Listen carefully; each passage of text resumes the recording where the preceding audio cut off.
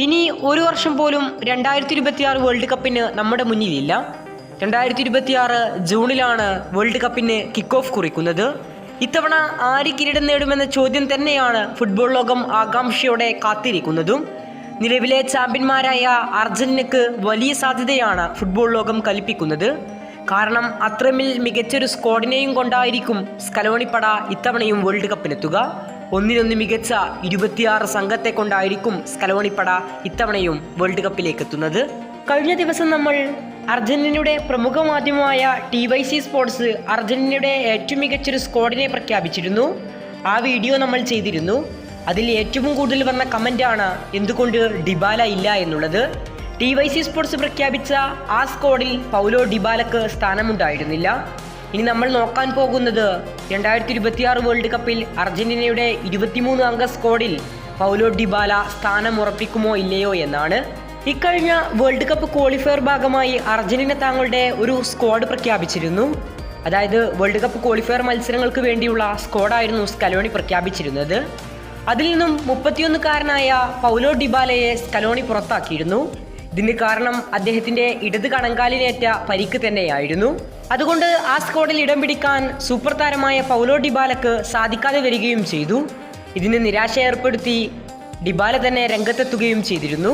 2022 world കപ്പിൽ വലിയ അവസരങ്ങളൊന്നും ലഭിച്ചില്ലെങ്കിലും Scaloni ഡിബാലയെ ടീമിൽ ഉൾപ്പെടുത്തിയിരുന്നു.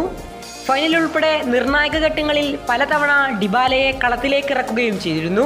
പല നിർണായക സമയത്തുള്ള പെനാൽറ്റി ഷൂട്ടൗട്ടുകളിൽ പോലും സ്കലോണി പരീക്ഷിച്ചിരുന്നത് ഡിബാലയെയായിരുന്നു. അർജന്റീനയിൽ ഡിബാലക്ക് അവസരം ലഭിക്കാത്തതിൻ്റെ പ്രധാന കാരണം ഡിബാലക്ക് പറ്റിയൊരു പൊസിഷൻ നിലവിൽ അർജന്റീനയിൽ ഇല്ല എന്നതാണ്. ഉള്ള പൊസിഷനിലാണെങ്കിലോ ലോകത്തിലെ ഏറ്റവും മികച്ച കളിക്കാരനായ ലിയണൽ മെസ്സി അർജന്റീനക്കൊപ്പവുമുണ്ട്. പിന്നെ മറ്റുള്ള താരങ്ങളിൽ നിന്ന് ലിയോ മെസ്സിയെ പോലെ തന്നെ ഡിബാലക്ക് ഡിഫൻസ് ക്യാപ്പബിലിറ്റിയും കുറവാണ്. ഓൾറെഡി മെസ്സി കളിക്കുന്നതും ഇതേ രീതിയിലാണ്. ഒരു ഡിഫൻസ് ക്യാപ്പബിലിറ്റി കുറഞ്ഞ 2 മുന്നേറ്റ നിര താരങ്ങളെ ഒരുമിച്ച് കളിപ്പിക്കുക എന്നുള്ളതും വലിയ വെല്ലുവിളി നിറഞ്ഞ കാര്യം കൂടിയാണ്. അതുകൊണ്ട് തന്നെയാണ് മെസ്സി ഉണ്ടാകുമ്പോൾ ഡിബാലക്ക് സ്ഥാനം ലഭിക്കാത്തതും. ഇനി ഫുട്ബോൾ ആരാധകർ കാത്തിരിക്കുന്നത് ഈ വരുന്ന വേൾഡ് കപ്പിൽ പൗലോ ഡിബാലക്ക് അർജന്റീന സ്ക്വാഡിൽ സ്ഥാനമുണ്ടാവുമോ എന്ന് തന്നെയാണ്. നിലവിൽ ഡിബാല 24 മത്സരങ്ങളാണ് ഈ സീസണിൽ സിരിയയിൽ റോമക്കായി കളിച്ചത്. ഇതിൽ 6 ഗോളുകളും 3 അസിസ്റ്റുകളും താരം സ്വന്തമാക്കി. കഴിഞ്ഞ സീസണിനേക്കാൾ അല്പം മോശം പ്രകടനമാണ് ഇത്തവണ താരത്തിൻ്റെത്. യൂറോപ്പ ലീഗിൽ 11 മത്സരങ്ങളിൽ 2 ഗോളും 1 അസിസ്റ്റും സ്വന്തമാക്കാൻ ഡിബാലക്ക് സാധിച്ചിട്ടുണ്ട്. ഇടയ്ക്കിടെ ഏൽക്കുന്ന പരിക്കുകൾ തന്നെയാണ് ഡിബാലക്ക് വെല്ലുവിളി ഉയർത്തുന്നത്. ഇനി വരുന്ന മത്സരങ്ങളിലെല്ലാം താരത്തിന് മികച്ച പ്രകടനം നടത്താൻ സാധിച്ചാൽ സ്കലോണി ഡിബാലയെ ടീമിൽ പരിഗണിച്ചേക്കും. ഇനി ഡിബാലക്ക് വരുന്ന മത്സരങ്ങളിലും മികച്ച പ്രകടനം നടത്താൻ സാധിച്ചില്ലെങ്കിൽ അവസരം കാത്ത് ഒരു പിടി സൂപ്പർ താരങ്ങൾ കാത്തിരിക്കുന്നുണ്ട്.